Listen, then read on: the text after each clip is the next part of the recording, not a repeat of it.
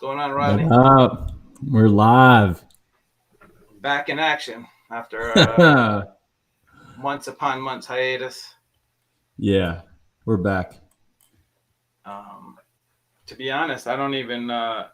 Maybe I can go on YouTube and check if I'm live and if people will join or if there's a chat. I don't know if it shows the Yeah, chat we're from live. YouTube. I want to know how many people are here. I have this chat on the side set up. Okay. Yeah, I'm on the YouTube watching it. Okay. So we got 3 people. Yeah, I'm on the YouTube watching it. I hear that feedback. I just muted it, my phone. Okay.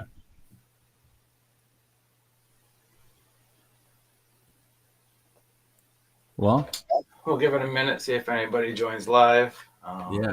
Well, we can just talk about what we were just seeing. We watched the 97 Griffey Row Zero ended on eBay for 12K.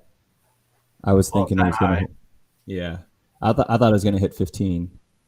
So Okay, we do have on the stream on the side it looks like people can chat there. yeah. Good. I'm gonna turn off YouTube. So yeah, I mean it's still a good number. You thought higher, I thought around. I actually didn't even. I wasn't surprised it was gonna hit 10, but like at this point, nothing really surprises me. So Yeah.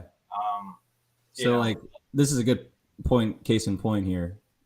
Like yours that you had a PSA 10. I had a And PSA what was that? 10 that I sold 2 years. I mean, a year and a half ago, probably now, because Yeah. I bought it for $4,000 in January, Yeah. and then I ended up selling it like later in the year to like fund other stuff. Then I got 10.5 for it, Yeah. and And that was 2 years ago that for a was like, PSA 10. yep, And now the 9 is sold for that more, which is exactly why, I mean, what we've been talking about for starting this back up, or, I mean, comps, it's such a loaded term. yeah. I mean, the state of the hobby with like, especially in the Griffey group. I mean, people are coming out of the woodwork. The article from ESPN about Jason. Mm-hmm. Just the hobby in general. I just went to the Mint in Vegas. There's more money and more people coming back into this than ever. Yeah. And I don't see it slowing down. There's like a million options for liquidity, like to borrow against your cards if you need to. Um, so it's just heating up. And like the established that just sold too. Mm-hmm. PSA 9 got $6,000. That's what I Yep. paid. Actually, that's what did it sell for? 5,500. Yeah. It was under 6. Yeah. Like close I to mean, that. I just sold I had a double last year I sold, which we'll get into that more too. Even when I sold it, I thought that was low, and it ended up only getting $6,000. So now that would probably worth at least 12, 15 now. Is my guess. Yeah. So you're talking about the market, and like before we even started this, like for those I guess that didn't know, you and I did a pod 2 years ago.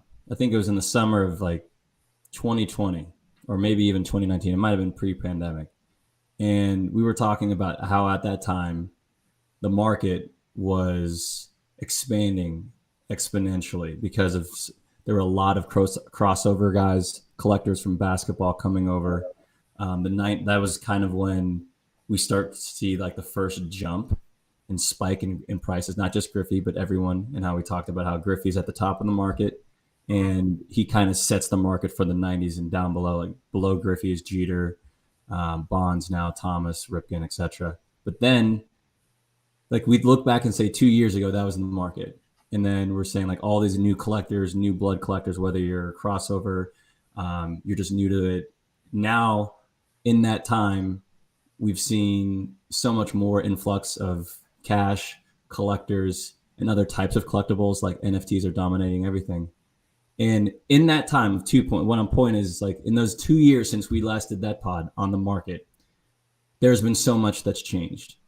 And here we are now, and we're looking back about how a card that you sold 2 years ago for a PSA 10, 10.5, and now that exact same card that Rose Zero Griffey sold for 12 in a PSA 9. What happened 2 years ago is history, and it's a marker, but it can't be used as a current comp. We can't say, oh, the market now is what it was 2 years ago, because it's not, right? Right. Yep. Yeah. Definitely. Can't even use. Um, I'll bring up. We'll start it off the bat with this. See if I can share here. Oh, right here.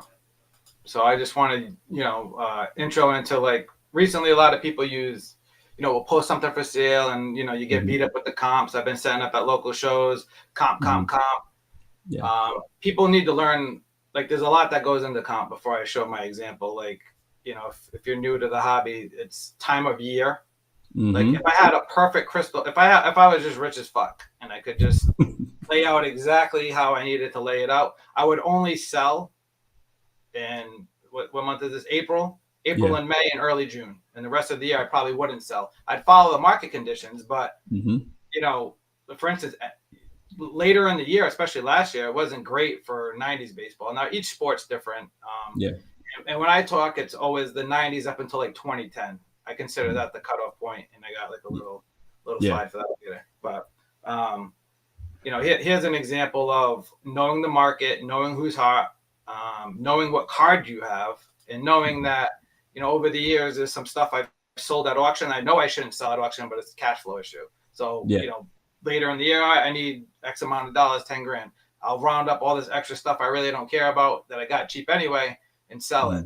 And it might sell at $200-300, but I know it was worth more if I had waited, or a lot of not every player is Griffey. Just show you guys this. So can we see this? Yeah. Let me try to blow it up a little bit. So you got right here, October 31st auction, and it doesn't say the time, that comes into play too, but you got $256. I just got 1,200. Now this Clemens sold within like 2 minutes of me listing it. Just instant buying now. And so that's a prime example. Now, show your next Here's one. another one. Same thing, Manny Ramirez, October 10th. Now it's tough, and the point to all this is if you collect these guys and you really want the card and somebody offers it to you, you kind of got to get out of the old habit of like always relying on comps, because like years ago, everybody, you don't want to overpay, but at the same time, if the card is like pretty much impossible to get, you got to grab it, and like when I try to price stuff, I try to be like right on the nose, and most of the time I think I'm right on, and just to give one more example is, here's 2 cards right here. Tim Salmon, common. Like if I auction this, like, $50, I got 350. Mike Figa, super common. Nobody's ever heard of this guy. I got $150. So it's like, it's knowing, let's get rid of this screen. I don't know how my screen share. There we go. So I guess it's knowing the market and knowing, the difference between, auctions, time of day, the title, what's going on there during that. There was one year I ran an auction and it ended during Game 7 of the World Series during the last inning. As they were like making a comeback. My auctions all sold for like 50% less. So it's being aware of like what's going on in that time too, and like the money that's out there. There's a lot that comes into it. Or Super Bowl Sunday for like anything, not even just football, but like I remember there was one. I don't know, it might have been you. I was like, you realize this is listed at the Super Bowl? I'm like, whoever it was like, shit. I mean, there's been a couple circumstances where that's happened to me, where I've listed it and it's ending, during either a game or like just like a bad time. There was one recently. I don't know what holiday or but I did it. Like it was like a 7-day auction, and I didn't think to check the calendar, and it didn't perform as well. So you're talking about like time of day and knowing the market. Like that's the market. When I think about looking at the price of what a card should be, I think of 4 things, and the market is the number one thing that you have to think about, and it kind of trickles down from the market. You need to know the market, the player of the card that you're selling, and then you need to know the insert that it's a part of, and then you think about the time that that card last sold. So it's kind of like an inverted pyramid. So And that's almost actually as big of a factor as when the last time it sold. Look what I just exactly. sold. I just sold that what is it called? The 95, the Power Alley die cut. Yeah. One hasn't been up in a little bit. We have a lot of new collectors. That's why I like auctions on stuff like that, because if I put that in the group at $900, I would have been laughed at.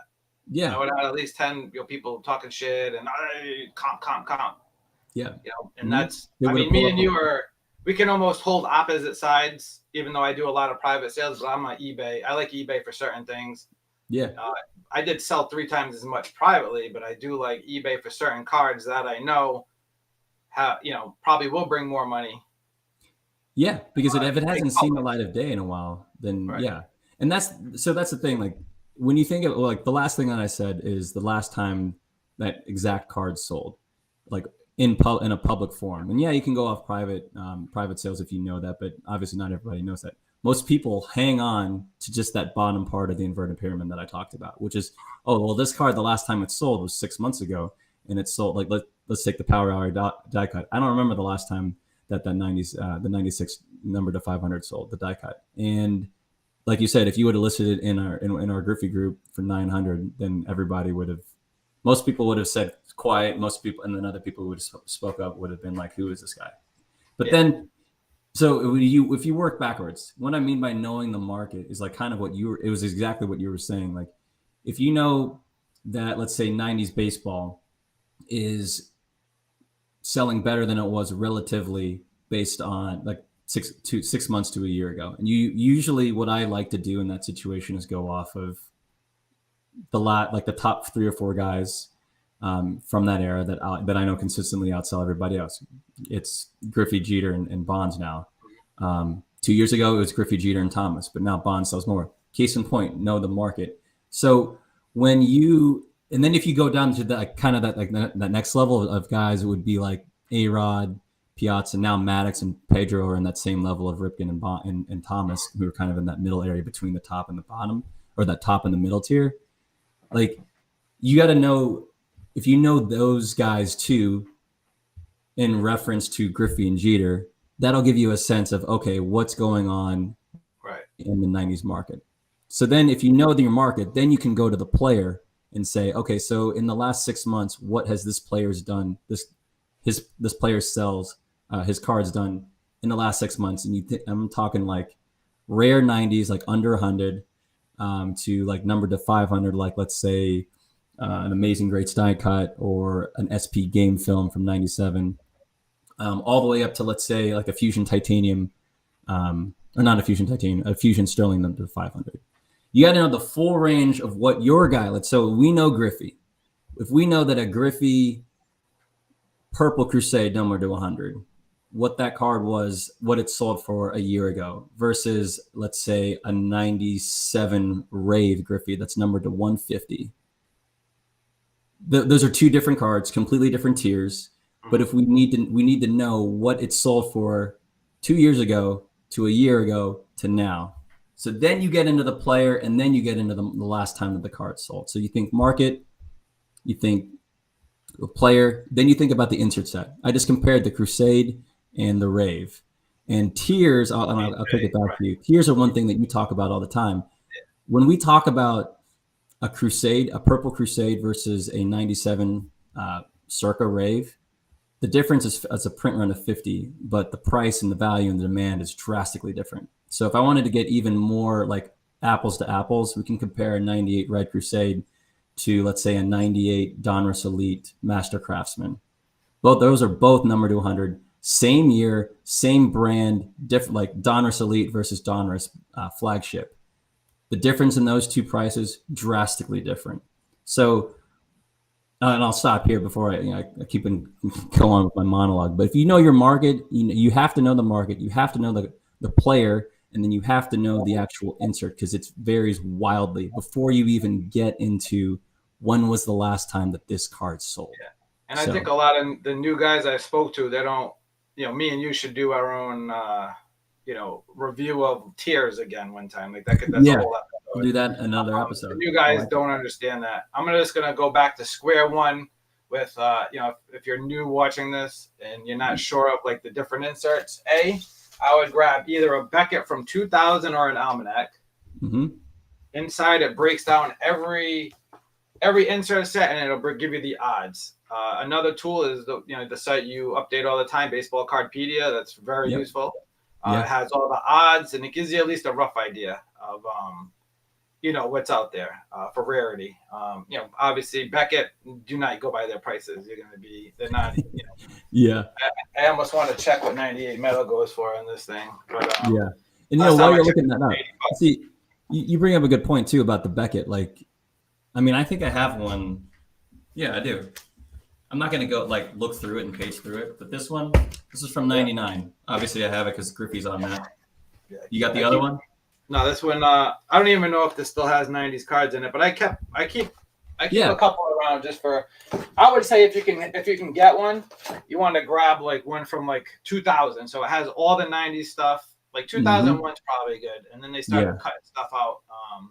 But at least shows you all the inserts and like gives you a general idea of the purity of. And this is the thing I didn't realize till I was older. Like when I got back in the hobby, like 2010, Beckett used to list almost the same price for every player across. So in the 90s, it was Griffey, McGuire, and Sosa were the top three guys. Like $3 for all the comments. Yeah. Let's say a 98 Donruss producer or Diamond Ultra Diamond producers was like 120 for like the top card, and then it was probably the same for 1999. And my point in that is, they like Beckett made us believe that those cards, the most sought out inserts from Ultra, which were not serial numbered, were all capped out at 120 to 150. So we never saw the nuances like between a Donruss Crusade and like a Donruss Elite Master Craftsman, both numbered to 100. If you probably look in that Beckett right now, it would say a Donruss Crusade Purple Griffey is worth the same as a Master Craftsman Griffey. Oh yeah, for sure. Yeah, and so like they didn't have that's what I mean. I go back to the nuances in the market. Like that's where, like beyond just looking at when was the last time that this card sold on eBay or Golden or PWCC and use that, that was the last time it sold. That's the comp. No, it's more than that. I will say, between all the auction houses that are out there now, and there's endless amounts, if something sells on Golden for baseball, use that with a grain of salt, depending what the card is. Obviously, if it sells huge, but like some of the stuff I sold recently, I could have got the same or more private. But, if you're newer, some things I did, and I still do, is follow auctions. So I look at all the newly listed stuff. I'll bid like $1, or you can just follow it. Like once a month I'll go through. I'll look at Griffey stuff highest, and sometimes I usually don't check completed too much because it's depressing. And we'll go into that later with like there's a million steals out there. You just have to put in the time and the work to get them. But some of them are pretty heartbreaking when you go through the completed listings. And then I would also say just follow like, Facebook groups, Instagram. Instagram opened my eyes like so much. You see so much movement and, things people are willing to pay for whatever, again, we always talk about sports crossover. I don't even talk about it anymore because to me, that's a given. Like we've been talking about that for 8 years now. So, to me, that's just like a given. But a lot of these guys are buying, the PMGs. There's like a top 10 of like inserts that just everybody loves. Credentials, PMGs, rubies are like the main ones, and those are blowing up exponentially, like when the Jeter just sold. And everybody's like, I can't believe that's shilled. To me, I'm like, that's kind of low. Like I just expect it to keep I guess going higher than it is. But Jeter is just soft compared to Griffey. He's like 2 to 5 Griffey's like 2 to 5 times Jeter from like 97 to 99. If you want to get like a range. So let's talk about that since we're talking about the top of the market, like Griffey, like we know Griffey, that's who we collect. But at the same time, like he's always been at the top, if not always like sharing with the top. Like I said, in the 90s, it was McGuire and Sosa, and then obviously he tapered off in the 2000s, and then now he's just completely distanced himself from everyone. But Griffey will outsell on average in general Jeter across the board for 90s into the mid 2000s, except for 93, and 96. And for the people who consider Jeter to be 96 to be his rookie year, because that was his rookie year in baseball, so his rookie playing year, and then, but like everything else, Griffey will outsell. But like that's if you didn't know that, and you just saw a Jeter 96 rave, for example, to 150, and then you compare that to Griffey's 96 rave, you see Jeter outsells Griffey. Okay, then you're going to think that Jeter, across the board does. But then you look at his 97s, 98s, 99s, there's a dip. And then like into 2000, 2004, it's still like Griffey in a Reds uniform still is at or above Jeter in his, obviously he never wasn't on the Yankees. So that's another nuance about just the market. Like, yeah, there's Griffey's at the top. There's some things that in other years, other inserts, other sets, like Jeter, that will outsell him. So yeah, and then it's like like guys like Manny Ramirez is starting to heat up now. I've seen his stuff is like ridiculous. Who else? Greg Maddux. Greg Maddux is kind of uptick. Thomas obviously is coming. Like actually, Thomas to me is like I always compared him to Griffey when like in the 90s. My man, and he sells like wicked weak compared to what I think he should. And like another thing, I lost my train of thought real quick, but yeah, but like even Griffey's red era stuff is really picked up. And like what just sold recently that was great. Like even as like Cracker. Yeah, the Black Cracker that got $1,600, and again, that's another one. I actually got that for $80 on eBay. That was I think I remember that. Yeah, another one of my steals, but yeah, that's another one that hasn't been up in five. I think I sold the last one actually at auction. I got like $150 for it or something at the time, or like $200. So, yeah, I don't know. Yeah. So like maybe one, like I guess some of our listeners might be thinking about, okay, so if I know my market and I know my player, I know the insert set, and I get down to that last part of when was the last time that card sold, and there isn't anything for 2 years or for a year, let's say, like your Clemens and Manny Ramirez Supernatural Fusion Titaniums. So then what do you do? And that's the part of where it's subjective, and I think that's where like you were saying that's when you would think about going to eBay to find out that price. But let's say for anyone who doesn't have that luxury, let's say that they're at their local shop or they're at a show and they see that exact card in the display case without a price tag, and you ask the guy, he's like, what are you asking for that price for that card? And he says something like $1,200, and then you're like, oh wow, you're taken aback. And then you look up on probably Terapeak and you find that last sale, and you're thinking to yourself, the last sale of that Clemens was $236, and it was just 1 year ago. So you immediately you're thinking to yourself, this is an uphill battle. B, I'm probably not even going to send a counter to this guy, to the owner, because you're just like too far apart. And so that's the hard part. And like when you see that, you're like, what do I do? And then that's where, and my answer to that would be, well, okay, yes, you could think of it as two ways. One, that person you're just going to judge and think that person's over asking and is not ever going to sell the card.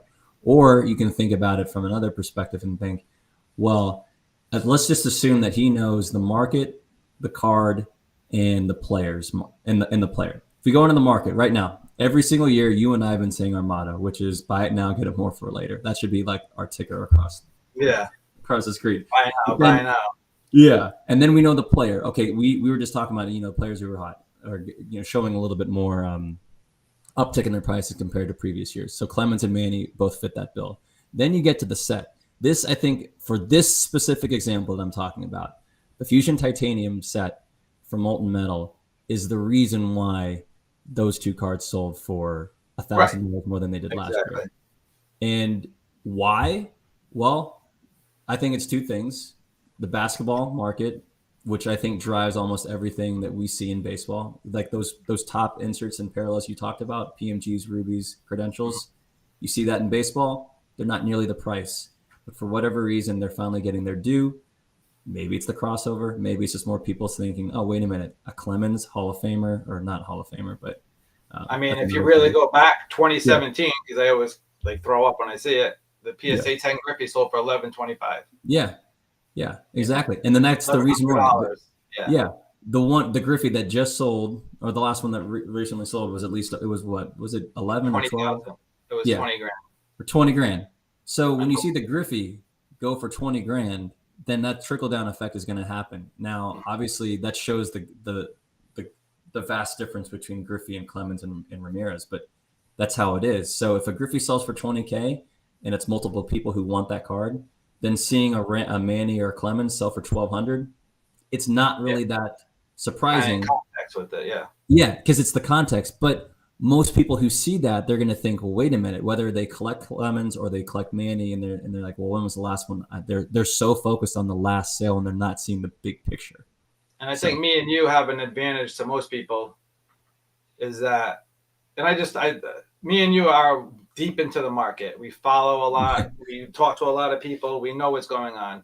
And I was telling, another thing I guess I would say preach or tell people is like, you have to take risk at some point. Like, for yeah, instance, it started back in a couple of years ago. I went to a local show. A guy had a Desert Storm PSA 10. This is when, like, I have to tell my story one time too, but like basically I saw the writing on the wall with this stuff. So I went yeah, on a fucking quest to get all the PSA 10s of everything I could. Now I started at the top, meaning the rarest stuff, worked my way down. So there was some stuff that, I wish I grabbed, but I didn't.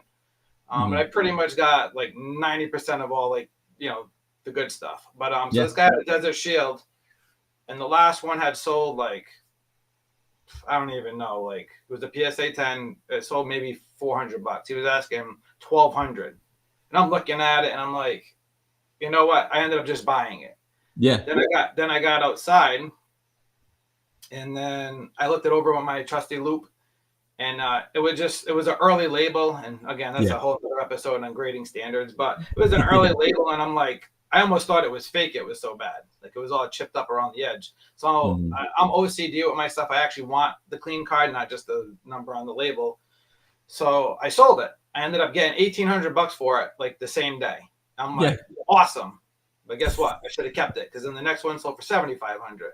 Then the next one just sold for like 15 grand. yeah, So yeah, the point being is like, sometimes you just have to, like, if you, again, this is like, you got to study your market, know your stuff. Like me right now, I'm at like the pinnacle of my career, I guess you would say, in collecting.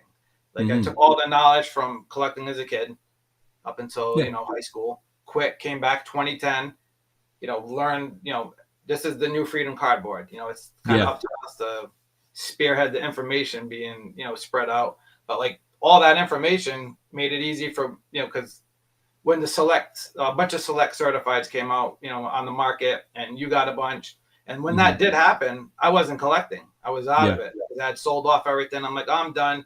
So I didn't chase any of it, and I probably yeah, could have got it. I don't really regret it, because I'm not a huge, unreleased guy. But yeah, um, when that was open and I came back, I was able to like do what I did because I still had the connections in the hobby. I still knew everybody. I was still, I knew where all the bodies were buried. I still remember doing a big trade with Chris Kardelsky, and because I knew I had sold the row zero to him back in like 2015. He won it at auction for $750. I ended up finding another row zero. Was like I ended up trading two Colbys that when he died, like shot up to like 30 grand, but I think it'll work out for me in the end. But I ended up, being able to make a trade with him because I knew he had the card, so it's like knowing where everybody has stuff, because I know you keep records, and yeah, like my records are all mental, like the yeah, card ladder guys could back up what we say about the market if they look into the data, but me, I just kind of keep it in my head, and, yeah, spreadsheet list. But, to sum it all up is like, sometimes you just got to like take that risk, and, exactly. And so, same thing, if something pops up on eBay and you're not sure, don't send that offer. Just say buy it now, because just buy it now. I know. It's so, no, finish out. Sorry. finish me off. Go ahead. That came out way wrong, but No, I was just gonna say in like the past 3 years, Mm-hmm. I shouldn't probably say this out loud because then people are gonna run me up. But anything I've wanted, I haven't lost. Mm-hmm. Yeah. On eBay in the past 3 years, at auction. Yeah, because I mean, so that's when you have a certain mentality and the mindset of like, well, like I always said, the mono, like buy it now, get it more for it later, then you don't want to have to worry about that. So it's like if you're gonna make sure that you're gonna win it, then you're gonna win it. But going back to what you were saying about the risk, like taking the risk.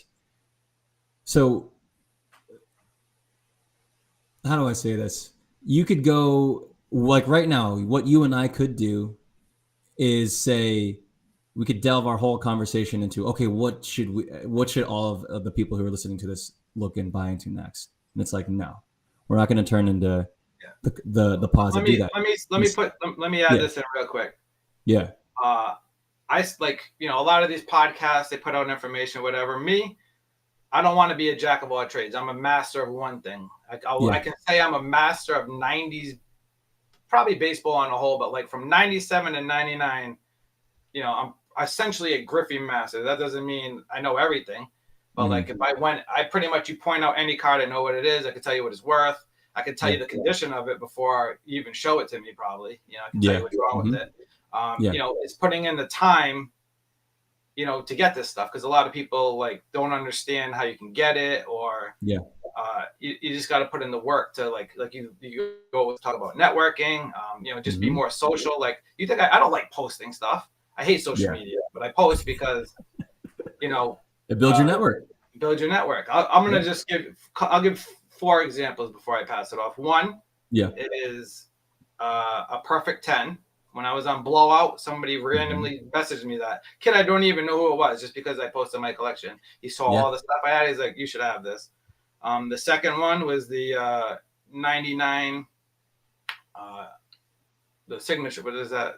SP Minor League Chog Griffey number to 10. And I had never even seen one of those before. That got offered to me. Yeah. Somebody like Rick, who, I knew Rick, but I didn't, Rick is the definition of like, I put out my work, and if you can't follow along and see what I do, then like, I can't help you. He saw, all right, this kid knows what he's doing with grading. He's getting all these 10s. Come help me out. And that turned into like one of the best situations of my life. And then recently, a 2004 Griffey game bat. A card, like that's a card I just wrote off. Just like whatever. I'm never gonna see that card. Boom, randomly. Falls in your lap. I didn't even ask the kid. It just showed up in my PM box. So that's the benefits of putting yourself out there. Yeah, I know. So I'll go with that too before I come back. So I mean, I just joined industry. I've always had Instagram, but then I didn't start posting my collection until I think within not even just like about a year ago today. And it was more of like, I'm the same kind of a way. Like I'm not like a social media poster. Like, I'm in, we run the Griffey admin groups. We're the admins in the Griffey group and, in the 90s group.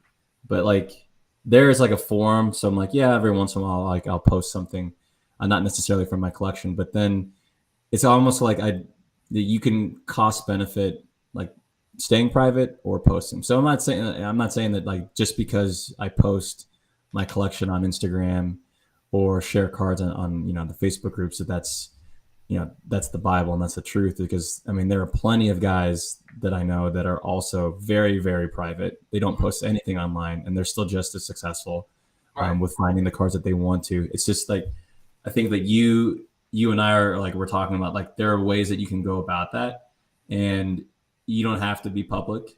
But if you do go public and share some of the things, some great stories like what you're just sharing, like major cards you would have never found and they would have never been contacted to you, fall into your lap. And like, for me, I'll take it into like the benefits of, people that I've met from the cards that I'm posting, now on Instagram. It's more of like someone messages me and they says, beyond like some of the guys that I get are like, hey, are you selling anything? And it's like, no. But then the other ones are like, hey man, I saw your collection. That's awesome. Can you help me find this card? Have you seen this card? And then, or it's like, hey, by the way, like I just getting into starting, what do I, questions asking, like, what are we, and then it's like, you're just building a network and collecting, or it's like with an established collector, you never know. I'm like, whoa, okay. I think it's kind of cool that now, we're chatting up with this and like, hey, let's meet up in the national, and then you go from there, and you never know what can happen from there. You meet up in the national, he knows someone that they know someone, and then boom, they're like, oh, by the way, Scriffy card here. So Yep. it's like the benefits are there, but then again, for the people who aren't like who don't want to, yeah, I get it, and I completely, because I was that way of not wanting to share anything with my collection. Just be like kind of, I tried to be like the guy just would comment or help out people, connect people. But then now it's like, I don't mind it because it's more of like I'm not trying to show it off. It's more of I like to, I'm using it as a networking tool. So. Um, Ronnie, anything basketball or footballpedia? Yeah. So Damon, let's see. Baseball Cardpedia is, just so everyone knows, I'm not the owner of that site. I'm just one of the main editors there, but I don't think that there's many. I think it's less than 5. Yeah, I think you do like most of the work. Yeah, well, I do the 90s, and then the owner, his name is Chris. He does all the updates for modern, and that's not my wheelhouse. But as far as basketball and football, let's just say that I think there's something in the works for basketball, and that's as much as I can say. I'm not a part of it, so that's why I don't want to speak more on it, and I know that's kind of cryptic. But you asked, I'll tell you. As far as football, I'll share this. My friend and I actually own the website name footballcardpedia.com, and like we were thinking, oh, maybe if we build this out, but that's gotten off the ground 0%. So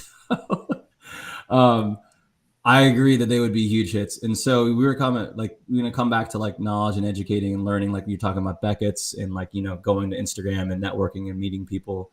If you're able to, we're like the foundation of a lot of people who may not know all there is to know about not just 90s but 2000s, 2010s modern. It's Baseball Cardpedia, and basketball and football don't have that, and I can't imagine, like, that resource that we have is invaluable. So it's just, I mean, I could say a basketball one would be huge because, like, I know some of the stuff, but then like there's really nothing to reference it, besides like maybe some random posts on Blowout, now. Yeah. Which I won't go on, but, the Hobby Kings website, I never, like, that was back in the day, like 90s into like early 2000s. And I mean, the trove of information that was on that website, because it was still it was archived, I think, in like the mid 2000s, and like that's where all the basketball guys lived before social media. The amount of information that was lost when that, I guess, I don't even know if you can still access. That's the part that where like I feel bad for the basketball guys, because before Baseball Cardpedia, let's say Baseball Cardpedia was gone, then all we would have are the forums, FCB and Blowout from the 90s and whatnot. So yeah. I don't know. If don't be surprised if you see something on basketball. Be very surprised if you see something on football, because if you do, it's most likely not coming from me and my friend. Even though we were like, one day we'll just buy this, and we did. It was like $35. But one thing I want to come back to, like taking the risk. So you were saying like sometimes you don't know. You just kind of take that leap of faith. So yeah, you can live by what I always say, and this is the third time I've said, buy it now, get it more for it later. But maybe you're not in the position to do that, or maybe like financially, or just like you just don't want to. And that's kind of that's tied into what my other point I wanted to make, which is when you don't have a comp within the last year, what do you do? And then that's where you rely on the knowledge that you have on the market, the player, the card, but then you're also thinking to yourself, like, you go back to that example I was saying, if you're sitting at a local show, or not a local show, just a card show in general, and you see that card for Clemens, and you're a Clemens collector, and you've never seen that Fusion Metal Titanium, and the last time you saw it sell was for $236, and the guy in front of you is offering it to you for $1,200. You could, like I said, you go one of two ways. You can scoff and walk away, or you can think, oh, maybe he knows something that I don't agree with, but I just don't see. Mm-hmm. Then you start thinking, well, if I really want this card, maybe I can talk him down to $1,100, $1,000. And if so, then you're still $800 or $750 and change more than the last comp that sold. So take yourself out of that mindset of what was the last comp, because there was no last comp. That comp from a year ago is obsolete and it does not matter. So it comes down to your subjective opinion on what you're willing to pay. But then that is going to be overwhelmed, or maybe it should be overwhelmed by the other thing in your mind, which is, when is the next time that I'm going to see this card, and what will it go for? So you can take a risk, like you just said. You can take a risk, and it goes two ways. You could take a risk and walk away, and the risk is you never see that card again, or you see it again down the road and you don't know what the situation is. You don't know what all the variables will be. Who's the seller, the availability, the price, what will it be? Or you could take the risk of a term that's overused, or not overused, I think that's kind of a harsh term, used a lot, overpay. In my mind, if you pay what you want for a card, then and you're happy with it, then it's not an overpay. The reason why I think it's used a lot is because most people say it in reference to the last comp. So I think people are just ingrained to want the best possible deal, which I can understand. Yes, of course. Like, you're going to want that. Yeah. But at the same time, when is the next time you're going to see it again? And then if you do see it again, is it going to be available, and what will the price be? You just don't know. So let's say that you don't agree, like someone doesn't agree with the buy it now, pay more for it later. Okay. Then you have to, if you really want that card, you're going to be worried. You're going to be thinking about, well, could I have gotten, I would have overpaid. But if you didn't, and then let's say you see that card, you come back later on in the show and you see that card's gone. Like, oh, did you sell that? And the guy says, yeah, I sold it for $1,000. What will happen to you? Two things psychologically. It will be, shit, I should have bought that. Or, okay, I can live with that. If your response is anything other than, oh, I can live with that, then that tells you right then and there that you should have made that decision and bought it. You should have taken it. At the 2019 National, I think. That's when I saw the Griffin credentials. I'm like, I was trying to haggle with the guy, and then eventually I went around the corner. I said, I know I need to buy it. Just went back and bought it. At the time it was $4,000.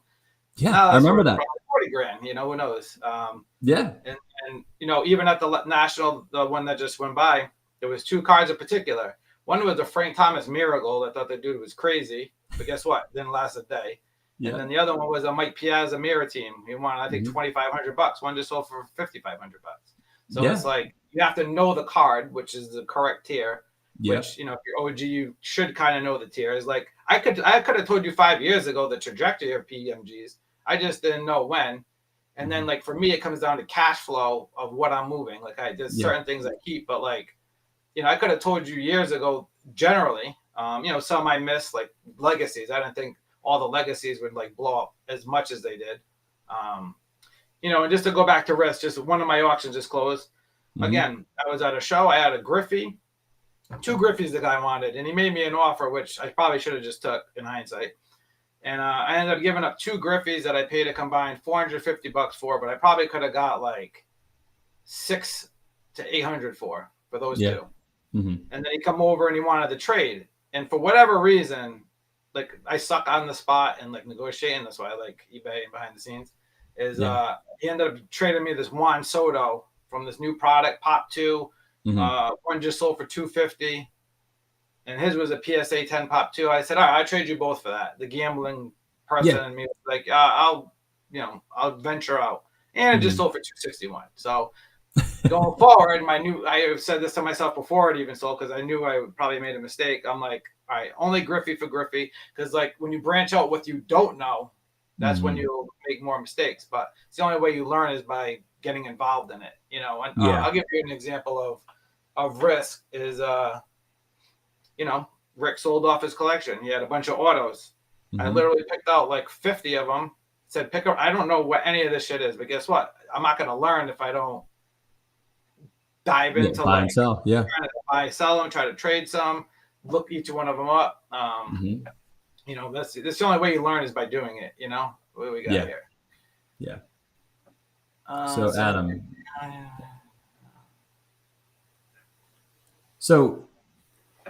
Adam. I wouldn't because we could get into other things like liquidity and stuff like that. I would say not to finance anything until, like try to flip within the hobby if you can.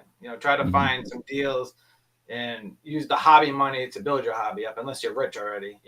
Like me, I never had a lot of money. I had to I remember back in the day, I would find like all these awesome cards, but I had to sell them because they were way out of my league. I was very good at finding stuff cheap. I remember selling Sean a PMG for $800, and because I needed like money that week or something, because I had all this stuff, but I couldn't keep everything. So, once I finally, kind of learned the game, then I built myself up, but I built it within the hobby by flipping up. Yeah. A lot of people have this like weird thing that just because you collect, whoever, Griffey, that you need to collect everything with Griffey's face on it. You don't need to, Yeah. I went through 4 iterations of collecting where each time I came back and wanted the higher end stuff just because, I thought it was nicer looking. You can collect whatever you want, but that's what I wanted. And then I'm like, all right, you know what? I'll get by collecting the PSA 10s, I'm giving myself an asset and a collection in one that I don't need to sell. Now borrow from it if I need to. So there's no right or wrong way, but I wouldn't go out of your way to, put yourself in debt just for some cards. I completely agree with that. And so, Adam, like if you have a card that you really, really want, and everybody's situation financially is different, then find a way so that you don't. I mean, I don't want to sound like I'm giving financial advice, but if you're able to get that card without having to go, like Joe said, into debt, or if you're able to just save a little bit of money over time and go here and there, or you're able to like trade and use some of the cards that you already have in your collection, or maybe if you're able to sell a card that you have in your collection that takes up a large part of it and you really want it, then go for it. I'll touch on, I've been getting a lot of people asking me, how do I collect? How do you know what to sell? Because in my mind, it's concrete, and on the outside, some of the newer guys might not get it because I've already posted all the PSA 10 stuff, but like my PSA 10 collection is extremely extensive. So my PC, I guess you would say, that's untouchable, is probably about 250 cards, and most of them are PSA 10 or BGS 9.5s. To me, that's untouchable. So I break it up into 3 tiers. So untouchable, middle of the mall shit, which is like I want it, but like I would move it if I like need to, and then the stuff I like deal with on a daily basis. Like I'll give a couple examples all in one. So do you remember the guy that posted the fusion on the site a couple weeks ago? So this guy, 2 days into the group of the Griffey group, for those that aren't in it, he comes and somebody's like looking to buy a Griffey. He posts a fusion with a price tag of 35 grand. And then I didn't realize he posted again in the group, and like everybody's like just talking shit to the guy, laughing at him. And I'm like, do you guys even have a clue what this is? Like, to me, if you're asking a big price like that, but it's like kind of close, it's not outrageous. It's just like he doesn't know. And it was on Golden at the same time he's selling it, and it was already 18 grand on Golden. So I reached out to him, and it turned out like I was the only one like being reasonable with them. Like somebody offered him 3 grand, which I get why they offered him the 3 grand, but like you gotta, like, the guy's not that dumb. So we ended up going back and forth, and he's like, somebody wants I thought he had the whole set. So I'm like, oh, I don't know if I can afford the whole set. Then he sent me a list. It was like 90% commons with Bonds and Chipper Jones. And I'm like, oh, okay, I can swing this. So we made a deal for the entire lot. And that's where I got all these fusions from. And so I'm able to, sell the fusions off to offset the price of the Griffey, because now like they're selling a little higher than I accounted for. So that's just like one way of like, be nice to people in the hobby. Not everybody's a pro. Not everybody, educate him. Don't bash him. The guy pulled all those out of packs, He literally just 2 sets, which is pretty crazy. And he just pulled the Griffey, like he said a few months ago, out of a box he had just laying around, Wild. That's crazy? Wild. Yeah. So, just be nice and then educate and, be fair with people. I try to make fair offers.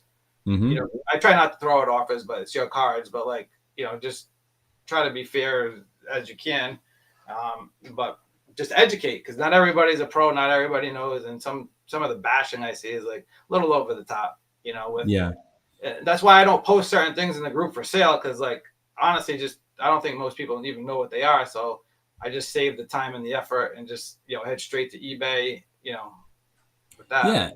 And that comes full circle to what you were saying about the Power Alley die cut from '96. That if you posted that in the group for 900, even I would have been like, that's a little Yeah. high, Yeah. Joe. But then that's when you go to the you go to market and you find out what it is. So, and that's again where like the risk, like you were saying, like if you take that risk and you're like, and I come back to what I was saying earlier about overpaying. Like if you think you're overpaying, but you really want the card, then if you have that luxury, then go for it. But obviously, if you don't have that luxury to overpay in your mind and overpay, then you know you live with it. But Like, if you're able to, like, for the example, like Adam was asking, should I finance this? What should I start financing for this car that I really really want? And I'm on a certain salary. No matter what your range is, it's like if you want to find a way to get the card, whether it's using the assets that you have, and if you view your cards as an asset, which you can, I'm not saying that you have to, but it's a trade chip that could help you get closer to that card that you really really want. So that's why you were saying, like, you have your middle tier of the cards in your collection that aren't untouchable. You're like, it's nice to have, but you would move to help you get that card you really really want. So that's what I'm saying. Like, it can apply to all range of people, not just Griffey, any collectors. It's like, if you think about what cards do you want and what are you willing to move, and if it'll get you to there, would you rather have card A versus card B? And card B is the card you really want. Card A is the card that you're like, oh, well, I like this, and I never thought that I would move it, but if I do, then it could get me the card I really want. Then that's kind of the beauty of the hobby. and I always analyze. All right, does it just take money? Like a Michael Jordan rookie, any grade, PSA 10 is not rare. It just takes money. Yeah. Whereas any 90s insert, a PMG green is coming up once a decade. So that's a wicked outlandish example, but like me, I'll do that. I'll go through and like, all right, I'll condense. Like, I don't need any of this stuff because I can get it anytime. I put myself in position. I picked up like 5 grails in literally the last month that literally, like, before I put myself in this position, I never could, but that takes years of planning. And, I've always preached, I don't know if we want to get into it too much of this episode, but my collection is my 401k. I ride or die with that to whatever. Everybody has their own views, and it's not financial advice. I'm just, we've been following the market since 2010. The amount of money being dumped into the market is literally ridiculous with the Fanatics deals. Now they just got the Panini license from soccer. Yeah. That's huge. I don't even like soccer, but I know that's big. And then, like, PSA owns like 12 companies now. They put all that under one umbrella. Yeah. So I'm just reading the comments. Yeah. So here we go. So I just want to give another example that might help people out. Is one time last year, I think I spoke this on the other pod, is I sold the bonds at auction where I bought it for like $250 and it only sold, like, I lost money on it. And then still, like, somebody was talking mad shit about it. Oh, flippers, blah, blah, blah. I don't make 100% perfect purchases. Sometimes I'll take a chance, like I said, a risk. But so say right now you have $0 and you're like, shit. Yeah. And you're trying to sell these cards, but they're not moving. You're trying to sell on the group or whatever. You have 10 of them. Me personally, I would take those 10, auction them. Even if you lost $200, that $800 you could probably make more with than having all that money tied up in cards that are just going to sit there. That even, like, you'll probably break even or make 200, but that 800 might be able to make you 10 grand by buying the right thing. So, if that's your goal to trade up, don't sit on stuff. Like, my mind works differently, and it's hard to articulate sometimes. Like, we know what the top tier interests are. We know, there's some stuff that, all right, I know I can't move. And then there's some stuff, all right, like the 98 Z-axis. That card never appreciates. It goes up a few bucks, but, like, I have one I'm willing to move it because I know it's not really going to go anywhere. I know who I'm selling it to, so I probably could get it back in the future if I really wanted to. But, like, I'd rather use that money towards, there's so much coming out of the woodwork right now. All right, I'd rather put it in something else so I get bigger cards because I want the rarest of the rare stuff. And, you get it's almost like a game that you have to play. Yeah, exactly. And, it comes down to, like, Like, what we were just saying, like if you want a card and you have a means to get it, but you don't want to spend out of pocket, there are other ways to do that. And you going up back to the side chat. Damon, you asked, did anyone know with a star factor limit, and then someone else said Daniel Vieira. So on Instagram, Damon, Griffey Cards 97, all one word, is Daniel Vieira, and he may, I don't know if he has one that he sold, but he may have one available. So.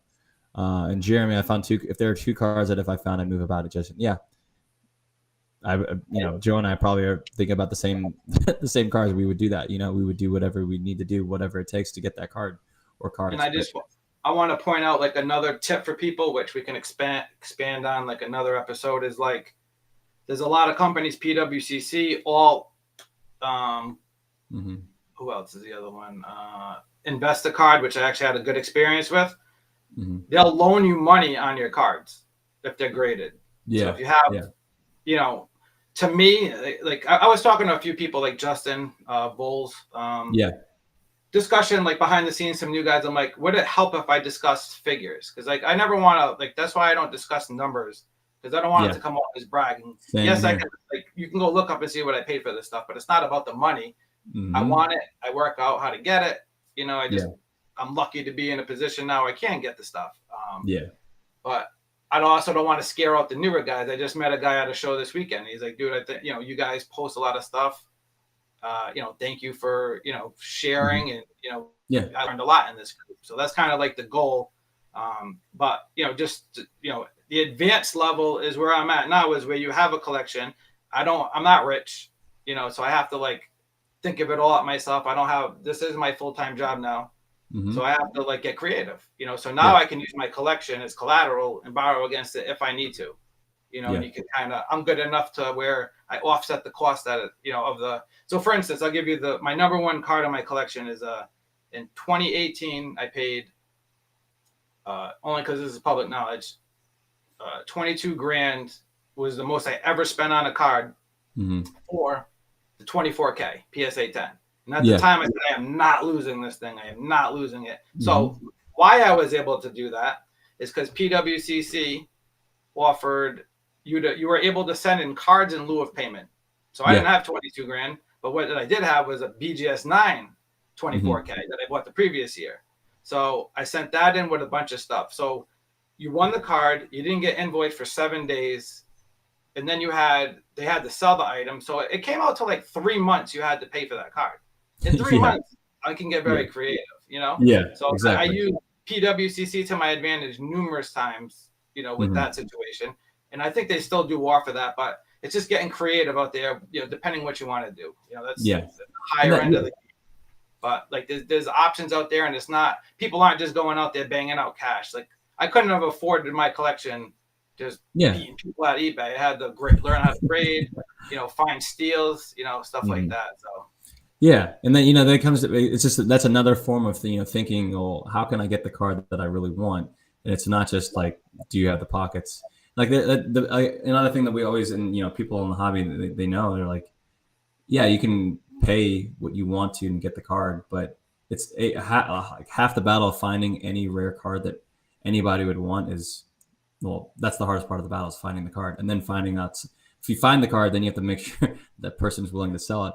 So, and then if you get to that point of like, oh, he's willing to sell it, and then, well, you don't have to necessarily pay for it. You can finance it through other means. But that goes back originally to the common thread we talked about. You take the risk, and if you don't know what you want to pay for a card because there is no recent sale on it, don't tell me what the comp was last year. You have to think and use all your knowledge to think about, well, what do I need to do to get to this card? A, but then B, what is the price that I'm willing to pay? And is it reasonable to me? Like, don't you think about it in a vacuum? I keep on harping on this point because it can go one of two ways. If you're buying a card or you're selling a card and there is no recent sale for it. If you're trying to buy a card that there's no recent sale for, and the person you're talking to is giving you a price that you think is way, way higher than what you think. If you remove yourself from that, or if you just, you in that situation and then you and the dealer, you remove everything else, all the noise outside of it. And you don't even have to worry about what other people will think, what it'll look like publicly if you sell. And it's just you and the person.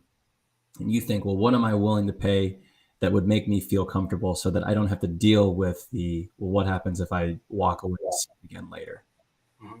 If you think about it from that mindset and perspective, then that number that it was given to you, it has nothing to do with comps. And that's the point about what I was saying about earlier. Like, a comp is there, it's a data point, but it's not the end all be all, especially if it's not within last 3 months. I mean, Because that's how quickly this the market's last card changing. I like fucked around with and lost, which like triggered me saying, all right, never again, was like a Chan Park Rosero. Yeah. And for those that don't know, Chan Park, his rare stuff sells crazy well.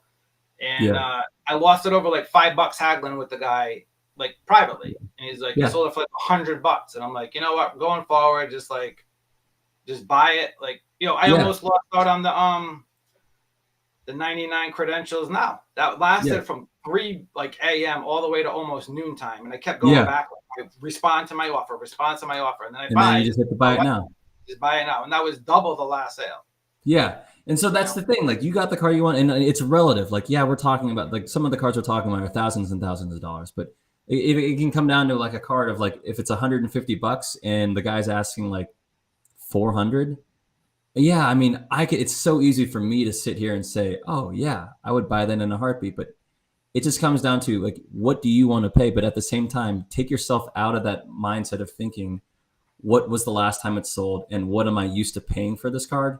Because at this point, in this time, in this market, for this card, for this insert set, at this time right now, I can make all of the thrill of the hunt go away and get it right now. Now, there are other people out there who really will just say, no, I'm going to pass and I'll wait on the next one. And for those people that, like, I like to call the light of self-control, that's great. Just know that, like, if you do come across it again and it is the same price or higher than you would last time, you may be kicking yourself. And avoiding hindsight and that thought is like the number one thing that I want to avoid. So to finish out my thought, and maybe that's the last thing, we're already at an hour. Yeah, we're close. If you're on the other side and you're trying to think of, well, what should I sell this card for that I do not have a comp for within the last year, and I know the market, I know the card, I know the player. If you use all of that knowledge and you think about it from the buyer's perspective and say, well, this is going to be a price that I think I would be happy at this point in time selling, meaning that this card is going to probably be worth double the next year. And let's just make it more tangible. Let's just talk about a 97 credentials. In baseball, these are numbered to 299. In basketball, I think it's a little bit different, but I think it's 499 in basketball. Correct me if I'm wrong. Yeah. Yep. So if you have, let's just say, it's a common player from 97. I can't think of one off the top of my head in basketball, but so if we just go with, let's say, Vladimir Guerrero, Vlad, 97 credentials in EX 2000, you want to sell that card for X number of dollars, but you think and you know that next year it's going to be worth close to double that amount. So you come up with a price that's maybe in between. And even though the last time that card sold was, let's say, a fraction of that cost, you're going to probably have that card sit, but then you may have that one buyer who comes along and then he's like, well, what should I do here? Why is it so much higher than the last time you saw? And you could just be straightforward and say, this is what the card I am willing to sell for right now. I don't think it's unreasonable. Yes, it's higher than the last comp, but you could be a dick about it and say, go find it at somewhere else and for a lower price. Or you could just be like, this is the car that I want to sell it for. And that's the amount that I'll be happy with, because I know that in a year from now, when it sells for double, I can still live with it.